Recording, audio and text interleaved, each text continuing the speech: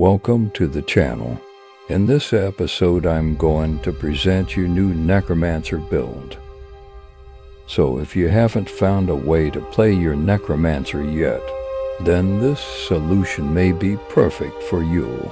I believe that this setup is going to be highly demanded for any group. This is due to the ability to buff your and whole party's attack speed. But above anything else, this build has a very low entry threshold, so if you only get these essences, you practically have everything you need. At this point, I would also like to thank you all for actively watching my channel and for all the support.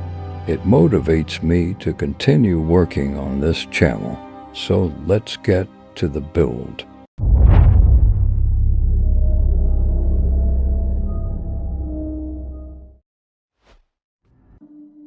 I'm going to propose to slightly different configurations for different purpose. So first to core of this build. The first skill is Bone Spear as our primary attack, reinforced with the essence of main hand. Because of this solution, we gain a 50% chance of getting an empowered attack, which generally has a longer range and deals more damage.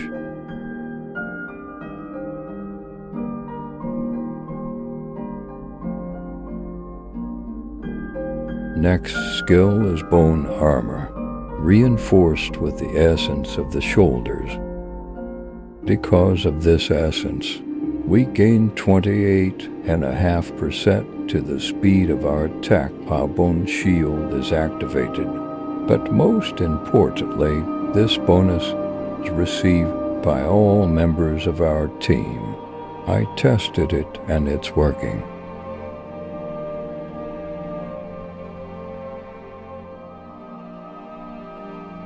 The last core skill of this build is Command Skeletons. After the last update, we got an essence that causes a significant increase in attack speed. Whenever a skeleton warrior dies, this effect is also applied to all group members, so it's an extra attack speed buff in this build. But the most important thing is to be able to use it continuously to maintain the effect. That's why Hit Essence must be used to detonate skeletons, and Offhand Essence to reduce their spawn time. Here it is worth noting that this solution generates a significant amount of corpses, what is very good thing for this build. With all that being said, you already know the core of this build, so let's move on to the first alternative for the rest of the skills and essences. This is where the alternative configurations start, so keep it in mind. For that I chose a Bone Wall with new armor essence and legs to increase its duration. Using this skill summons an altar of death. Staying within its range, we get 40% bonus to damage. The range of this ability is quite small, so it's definitely good to have someone to keep the mobs away. Nevertheless, we finally got something useful for armor essence. Next skill is interesting choice. It is Corpse Lance, with additional effect from the offhand. Worth noting here that the cooldown for this skill has been reduced from 6 to 2 seconds, and the effect itself can be used in several places at the same time, so this is a way different if we compare it to its original version. Despite that, ultimately I decided to use the latest essence for the lance in this build. What I showed previously still causes some problems when trying to activate it, so the newest lance essence perfectly completes this build, since it is based on basic attack and attack speed. Our lance is basically attached to our primary attack whenever we use it.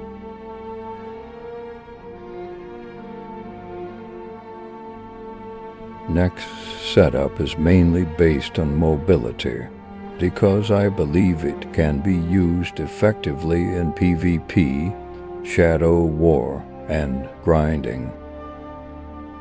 The core of this build remains unchanged, but instead of Bone Wall I decided to use Wrath Form. The new altar is really powerful, but it forces us to play stationary, which will not work in every situation, and since teleport activation has been improved, using this solution in this case will greatly improve our mobility. It's worth mentioning that you can also use the Wrath Form with Fear from Legs and 5 stacks Armor Essence. Totally up to you. Both solutions provide decent amount of mobility.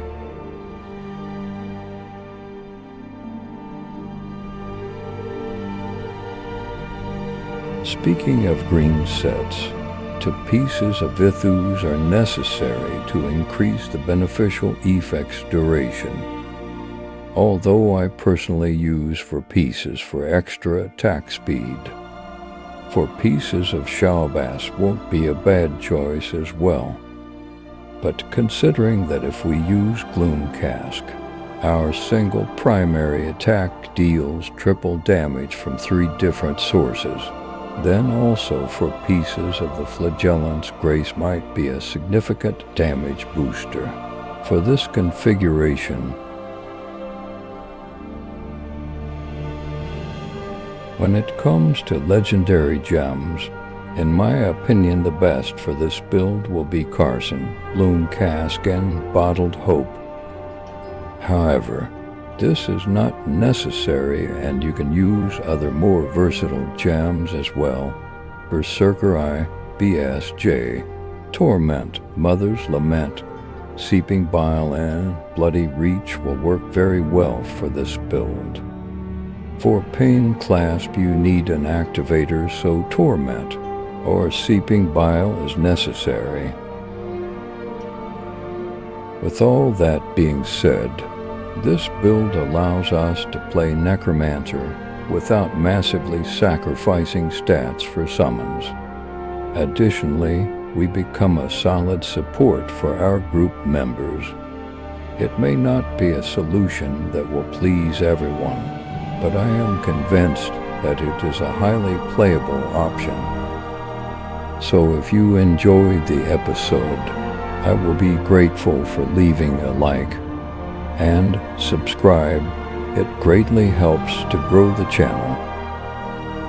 That's all from my side, and as always, thanks for watching.